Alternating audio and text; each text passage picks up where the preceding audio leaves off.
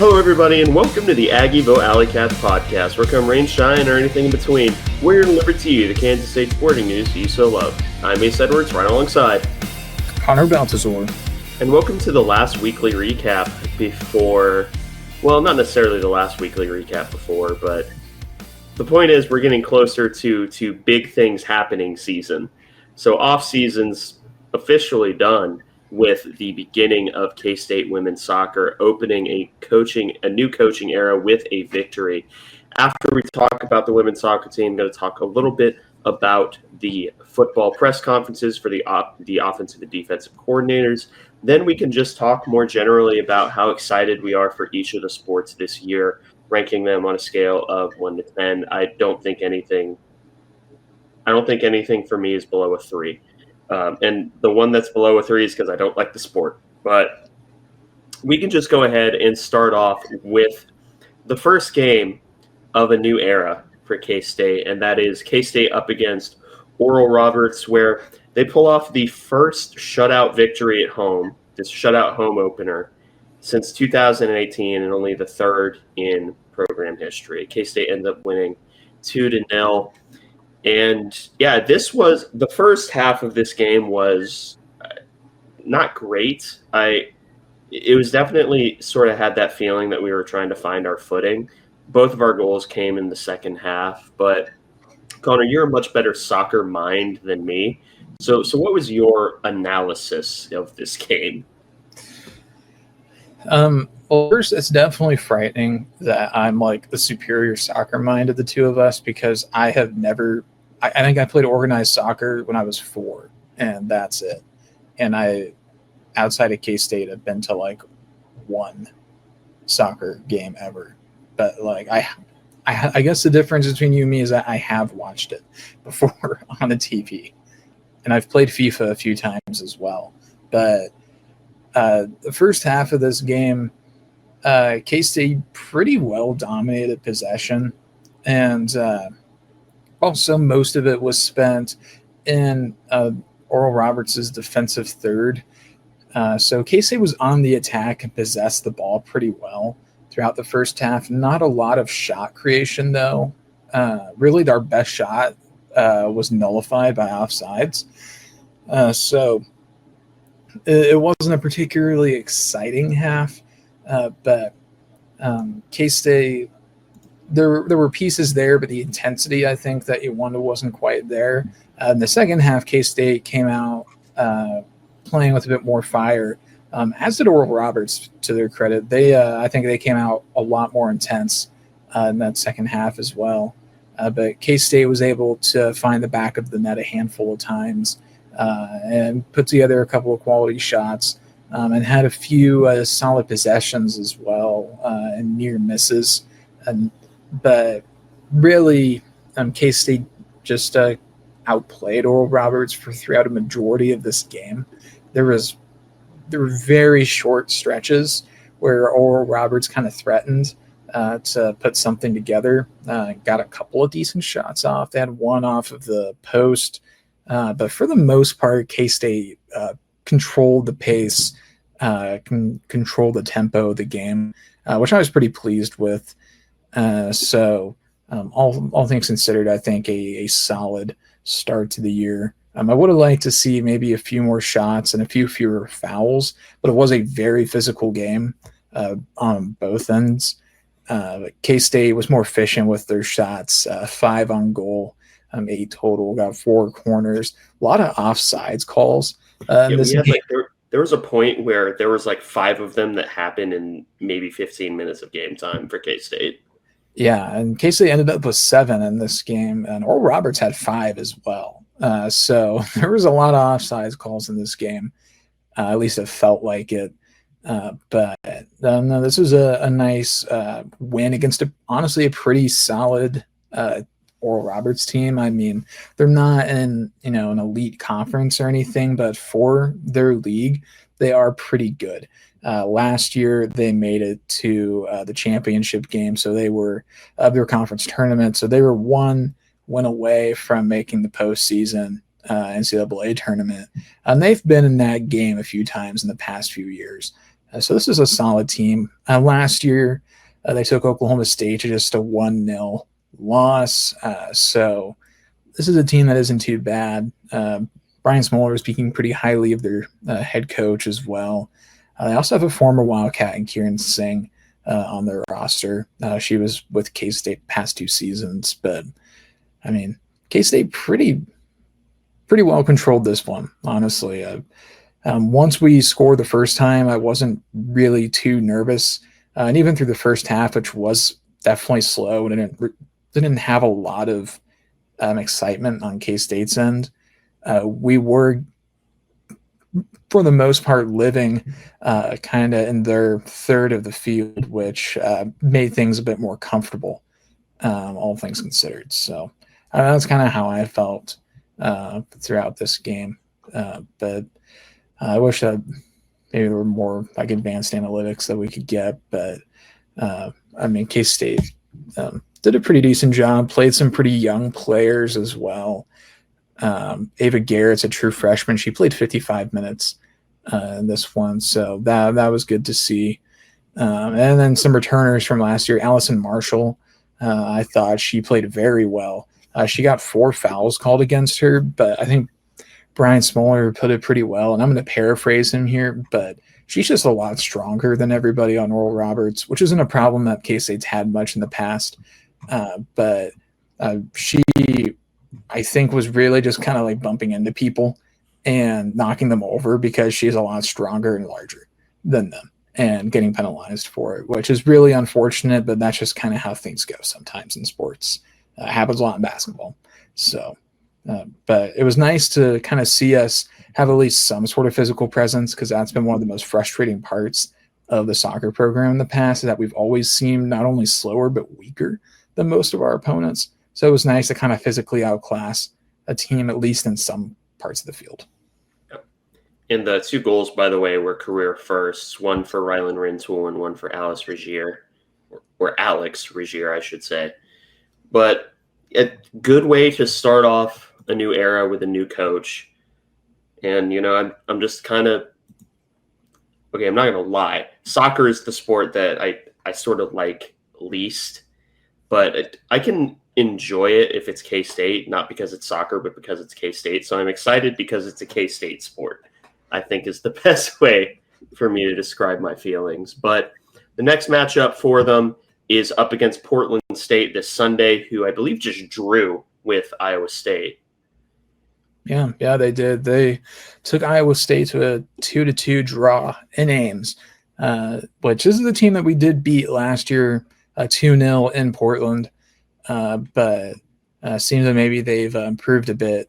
Granted, Iowa State is not a very good soccer program. They're the last few years they've kind of been bottom of the barrel along with K-State in the conference, but that's still unfortunately a peer school when it comes to soccer. So just because it's a school that we kind of see as lower than us in some big sports doesn't mean that we should just overlook them for this matchup on Sunday. I mean.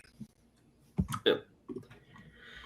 So now we can talk about the coordinator press conferences, Matt Wells and Joe Klanderman. I kind of want to start with Klanderman just because I think that he said a few more interesting things. I know that you wanted to talk about one of the true freshmen, but he also mentioned someone that I just kind of randomly decided was going to be one of the standout players, and that's Wesley Fair in the competition at safety, saying that it's finally starting to click, and now he's one of the 22-mile-per-hour guys that's just able to work into the rotation.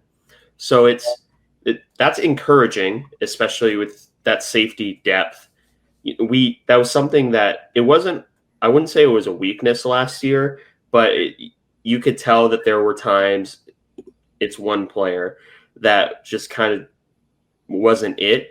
But I'm very excited about the safety depth, and it seems like Joe Klanderman was as well. But there's another safety to mention, huh?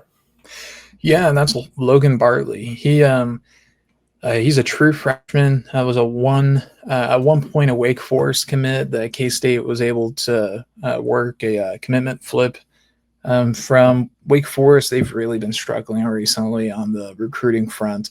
That's a sidebar. But Logan Bartley, he's someone that I think got to campus early in January, and he has really been getting some pretty significant buzz from the very beginning for work ethic, strength, and just general skill. He's kind of gone from someone that like if you've been in the know, you've been keeping an eye on to. I mean, it's what I would consider it to the point of being a bit of an open secret that he's not going to redshirt and is going to play and is going to get meaningful snaps this year, maybe even more so early. Based on this quote from Clanderman, because Bartley is brought up in the context of Gunnar Maldonado still working back from his ACL tear and getting to 100%. So he's mentioning Logan Bartley along with Wesley Fair. So to me, it seems that Bartley might be getting some early run, maybe a bit more than people were thinking. So I'm really looking forward to that because I mean there were images circulating of Logan Bartley from spring workouts, and that man, talk about bro is jacked. Yeah, talk about sculpted. So he's absolutely physically he's ready to get on the field, and he's a true freshman. And mentally, it sounds like he was already there around the time they were recruiting him. So this guy, he was no slouch recruiting rankings. He was, I think, a mid to high 3-star guy. I think he still kind of flew under the radar a bit because this was kind of the Lincoln Cure class. So I think for a lot of people, they're gonna be kind of learning the name Logan Bartley these first few games, hopefully in a positive manner, because I mean, ultimately, defensive back as a true freshman, that's a tough challenge, even if you are really talented, like it seems Logan Bartley might be. But I don't know. I'm looking forward to seeing if he can surpass all expectations and get some early playing time. And I'm here for it. But in terms of what Matt Wells said, it's a lot of what we've kind of heard before. Avery's growing in, more comfortable in his skin. I think the biggest thing is going to be, the talk about the second quarterback, because they haven't named a true backup quarterback yet. It's a battle between Blake Barnett, Jacob Knuth, and true freshman Dylan Duff. I have my preferred answer, but I am not at practices, so I think I should keep my opinion to myself. But I mean, I'm not at the practices. I don't know, but I'm also not alarmed by not having a backup quarterback named, because I mean, no disrespect, if we're having to go to our backup quarterback, I'm probably not going to care about too much in that moment anyway. Yeah, at this point, I'm not too surprised that a backup hasn't been named. I mean, we really went through all of last year without ever really designating Taquan Roberson or Jacob Knuth. And I think that even included after Jacob Knuth was injured and out for the year. And we just kind of never felt the need to say, Taquan's the backup because Jacob literally cannot play. But there's not a lot of reason, I guess, to name a number 2 quarterback right now. I mean, the questions typically surrounding backup quarterback are going to be limited anyways. I mean, there's always curiosity, but I mean, this is nowhere near the same intensity or level of importance of a QB1 battle. So I imagine the first depth chart's going to drop, and there's going to be a lot of oars all over, but especially there at the quarterback position, because they're all different QBs as well. They're all at different points in their development. Knuth is the elder statesman of that backup quarterback group, and he's still not particularly old, but I mean, he has the most game experience, which is not much. Blake Barnett is the mobile threat, the bowling ball with knives, and is probably the most athletic of that group. And Dylan Duff, who's apparently had a fantastic camp, is still a true freshman. And quarterback, that's a tough spot to learn, as we all know. So we probably aren't going to know the backup quarterback until we see them. Hopefully the first time we're seeing the backup quarterback is going to be the mid fourth quarter of the North Dakota game. So, yeah. Do you remember the true freshman quarterback that started before Avery Johnson got a few snaps? That'd be, you mean at K-State? Yep. That'd be Will Howard. That'd be Will Howard. I'm just gonna leave that one alone. I feel like bringing it up every time just because I think it's one of those interesting little fun facts that make some people angry. But yeah, whatever. But that's really all I had to note from the pressers. Like I said, it was pretty standard stuff, but we are getting closer to Ireland time. In fact, I believe that the day after this releases, it will be 7 days from the game. So obviously we have to do our preview, and I think Iowa State will be an interesting team to preview. But now we can talk about sort of the athletics year on the whole. And what we're going to do is we're going to go through team by team and give it a rating on a scale of 1 to 10 for how excited we are for each of the team's seasons. And I'll try to go into order of start date. So the earliest sport that starts is, of course, soccer, which is starting a new era with a new coach. We already talked about that. And full disclosure, if I liked all sports equally, it would still probably be like a 6 or a 7 for me, just because I'm interested to see how the team goes, because I will always be interested to see how a new coach sort of installs things at K-State, regardless of the sport. But because it's soccer, to me, it's probably like a 3 or a 4. And it's not because it's one of those things that I am excited because it is a K-State sport, not because of the sport itself. But I am at least interested to see how things sort of play out this season. Yeah, I think that's a good way to put it. Like, I mean, I kind of have to grade on a curve for some of these sports, where like maybe even a reverse curve, because like, I mean, like some of these sports, it's like if it wasn't K-State specifically, like I wouldn't care at all. But because it's K-State, I care way more than I maybe would otherwise. But as soccer, I mean, I'll probably tune in and watch as many games as I can. I just watched the one that happened on the night that we're recording. So, I mean, if that says anything, given especially the history or lack thereof that the program has. So I'll still like give it a 4, probably about the same as you, like a 3 or a 4, because I am genuinely curious how this is going to go this year. I imagine probably pretty similar, maybe slightly better, because despite everything, we didn't just completely clean house and bring in a whole new portal class. We had some holdovers, had some people that left, brought in some new high school players, and brought in some transfers. So it's kind of a mixed bag. It's seeming like it's going to be a bit more of a process. And that's fine, I think, in a sport like soccer. I mean, nobody's going to be demanding a 1-year turnaround for K-State soccer, I don't think.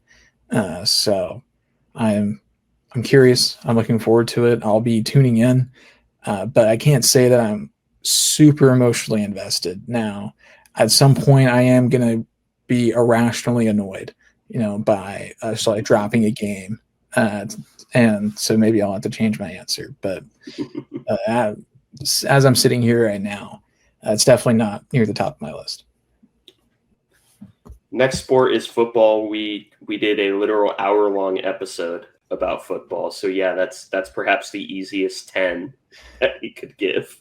Yeah, I mean, you're totally right. It's a 10 as an easy one. If you go out and publicly say that you are a K-State fan, there's probably around a 90 to 95% chance that when you say that, the main sport you're talking about is football.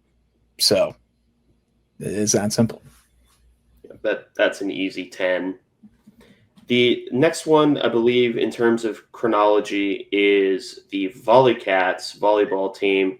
And that one's a 6, or that one's probably actually a 7 for me. I need to get back up to the morgue because that was really fun to go there this last time. But a big reason why I'm so interested in that team is just because of the roster building philosophy. And I like volleyball a lot more than I like some of the other non-rev sports.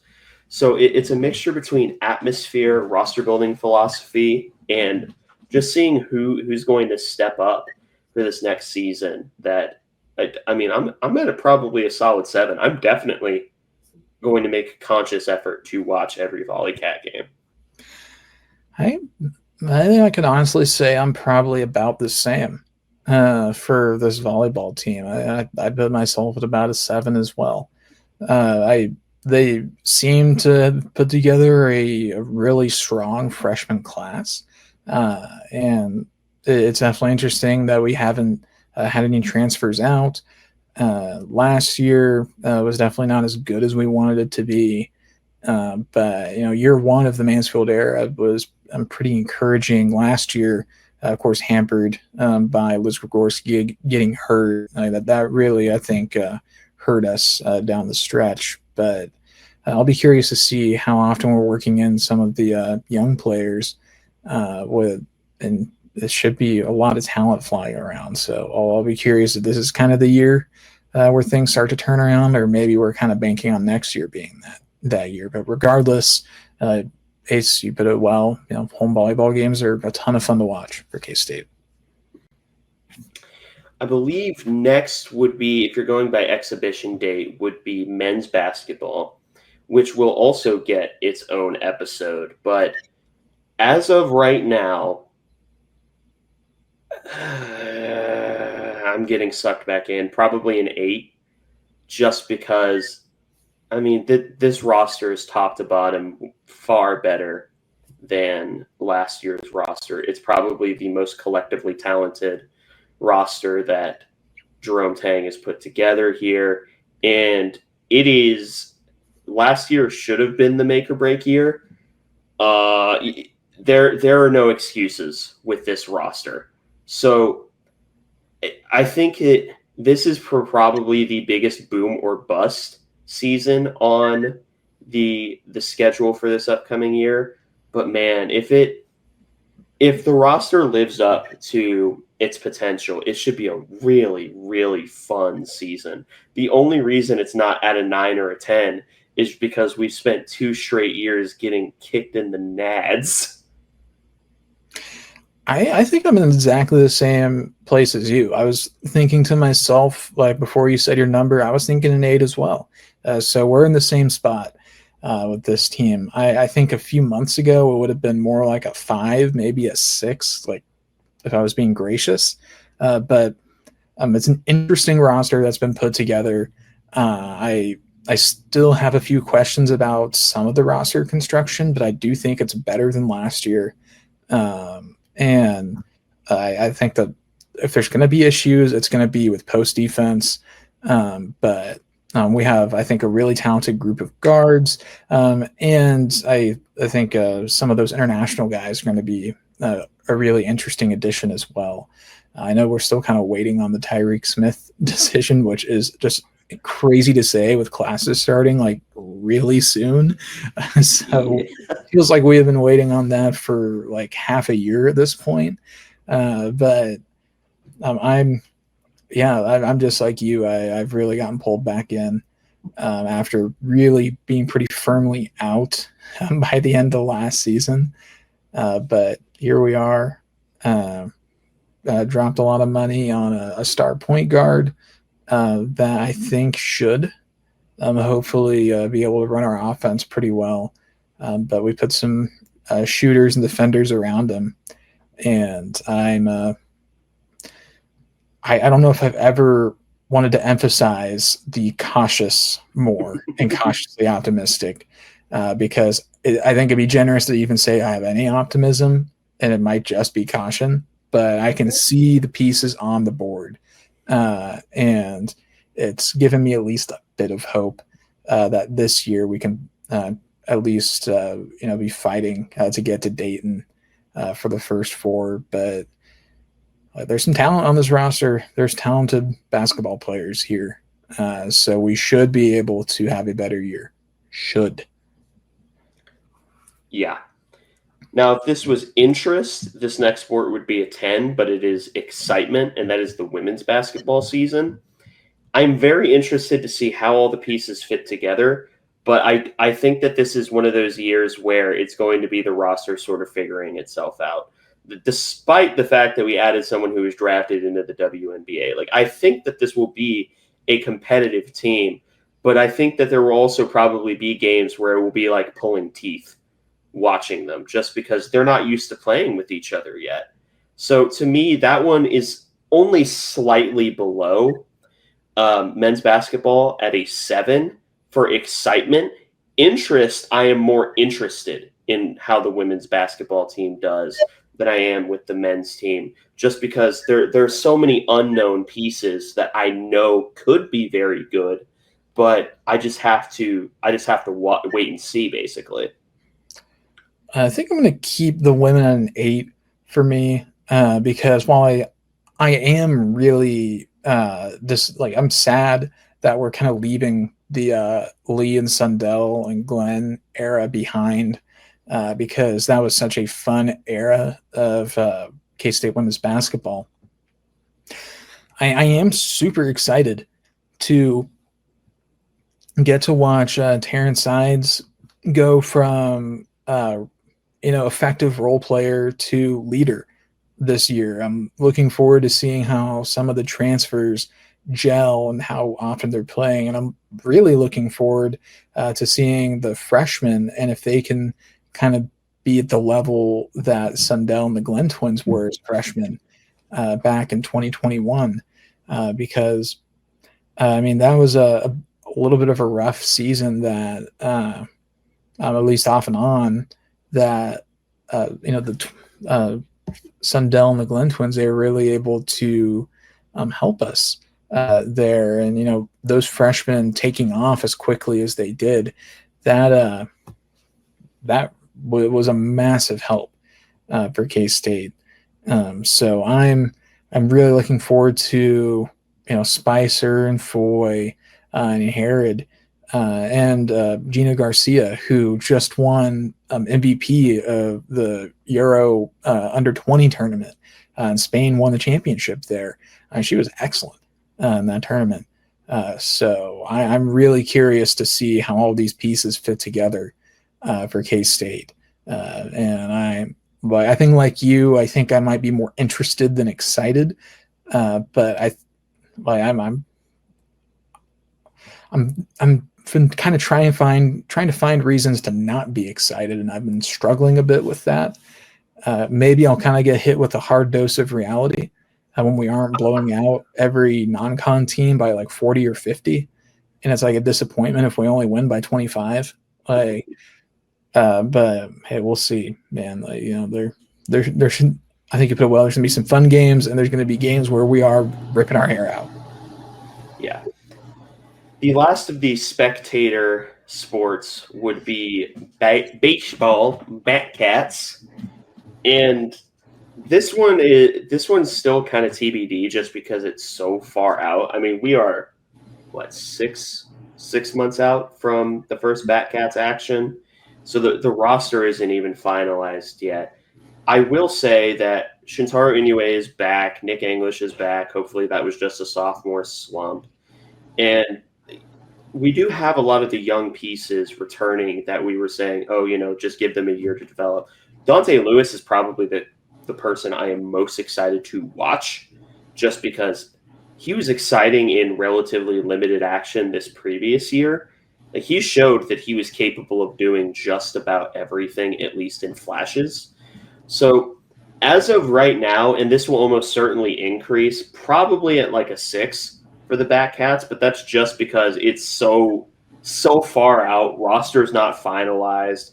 We're still going to end up picking up a few transfers, but the pieces that are there, I'm very excited to see, like Dante Lewis back, for example.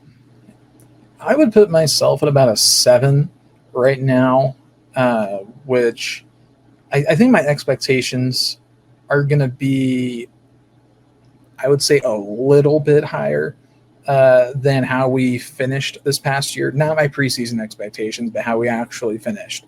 I think that we should maybe push for super regionals. I think we made some really interesting transfer portal additions, which we'll talk about eventually when we get to our Batcat preview.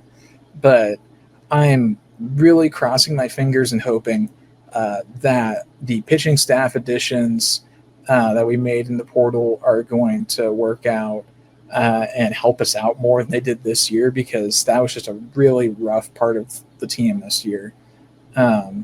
We did lose one of those transfer portal guys to the pros. He was a guy from, I think it was FAU, but we got a guy from California, one of the UC schools. There's just so many of them I can't remember. And then we got a guy from South Florida as well as a pitcher. And we got a guy that hit like 20 homers from like East Tennessee, I'm pretty sure is what it was. But there's a lot of interesting pieces, and pair that with like AJ Vasco coming back, a freshman All-American, and then the Bettis twins coming in from Topeka, who I think are really highly thought of pitchers. So hopefully some reinforcements there are going to be ready to help out. But yeah, it should be an exciting season next year with a lot of returning talent after, frankly, a surprisingly good year. Where, I mean, I know a lot of people were pretty frustrated with like kind of how the season kind of ended, but given the amount of core contributors that left and were drafted, that we had to kind of reload with the portal, I think things turned out pretty well for K-State when you kind of put it in perspective, and they exceeded our preseason expectations. So I was pretty pleased with that. So I'm kind of excited. I mean, back-to-back postseason appearances, that has not happened much in K-State baseball history. So very happy with that. Hoping that we can kind of start to take the next step, because this portal class, while we still do kind of have to scrape around in lower levels because the SEC just absorbs so much talent. Like, so I'm hopeful that we find more gems like we've really done a great job with in the past. I mean, K-State has been excellent at going out and finding gems that maybe other teams don't necessarily want as much, with a few well-known studs mixed in. AJ Vasco was told he didn't have power for power, by the way. You were the one that kept mentioning it. I say it every once in a while because it's just insane that was an actual human being, presumably with brain cells, said that. Yeah, I don't know what to really make of that. I just have to be like you and just kind of chuckle when you hear stuff like that, because that's just absurd. Because I'm nearly certain that he led the team in exit velo this previous season. He very well may have, because like he's got a pretty quick swing. So if it wasn't him, it was probably Keegan O'Connor or Max Martin when he was just blazing hot to start the year. Because, I mean, there was some power on this year's team. So, I mean, they set the K-State single-season home run record. There was obviously power. So, yeah, which I think that also gets lost because for some reason it just didn't feel that way. Because we had the Bomb Squad Cats a few years ago, led by Dylan Phillips, and it felt like that all that team did was hit home runs. They hit fewer than this last year's team. Yeah, I think you're right. I think that team a few years ago, I think the reason that it felt like they did more was because I think they kind of peaked late. Like they hit a ton of home runs in the Big 12 tournament when they went on that really exciting run. And that's when most people were actually watching them, for better or for worse. But this year, they hit a lot early and kind of fizzled a bit, and then kind of started up again a little bit later. So like people tuned in because they started hot, and then kind of tuned out because they mellowed a bit, but then kind of picked back up a bit once they hit the postseason. Yeah.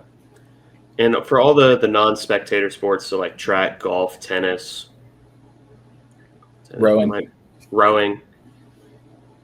3. Golf. I mentioned golf. Oh, you did? I think so. They're not playing at the Brazzy this year, or not that I've seen, so why live? Oh, they aren't? That's a shame. They didn't play last year at the Brazzy. No, they didn't. Maybe they don't have it anymore. Because it was a North Texas invite, and now they have something called the Sam Golden Invitational for North Texas. So maybe we need to direct our ire at them, which women's golf, for what it's worth, was actually pretty exciting this last year with Carla Burnett kind of like single-handedly putting K-State women's golf on the map.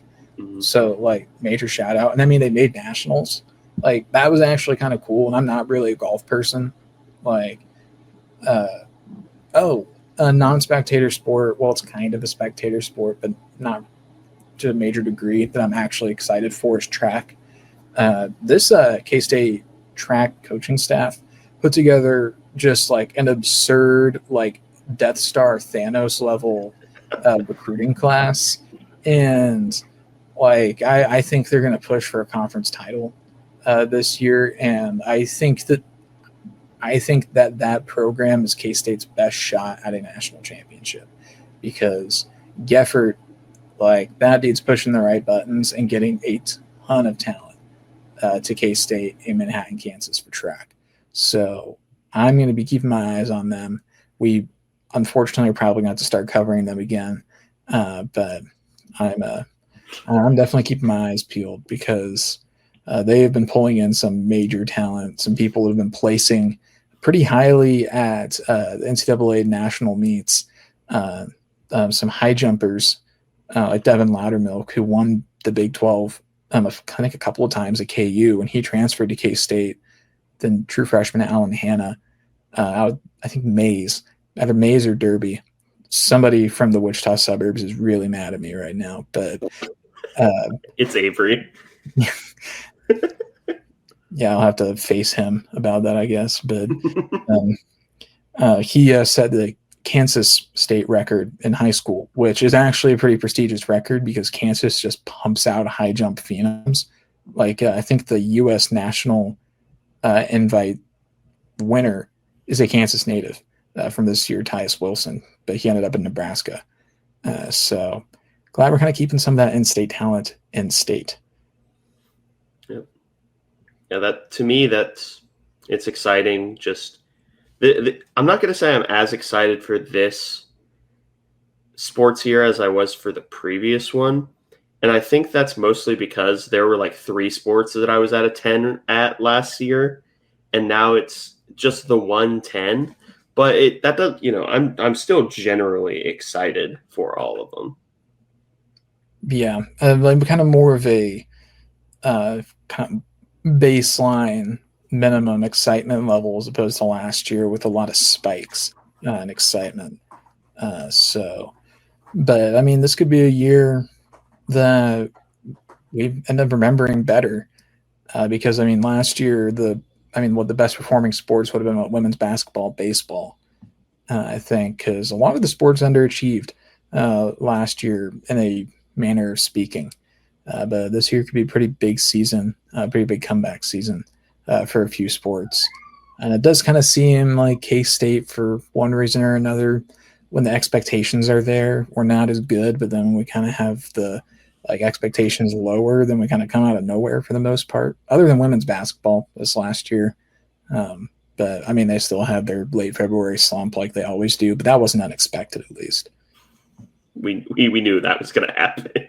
Ball knowers knew that was coming. If you listen to this podcast, you were probably still disappointed, but it doesn't mean you were surprised. We called that in October. Yeah, I I'm calling it for next year right now. Yeah. August 14th we're recording, so this comes out the 15th. Like we're gonna end conference play in a disappointing fashion. Wonderful. I'm gonna call the next season as well. As long as Jeff Mitty is here. Yeah, and perhaps even longer if his karma remains behind. Yep. So, do you have any final notes before we sign off?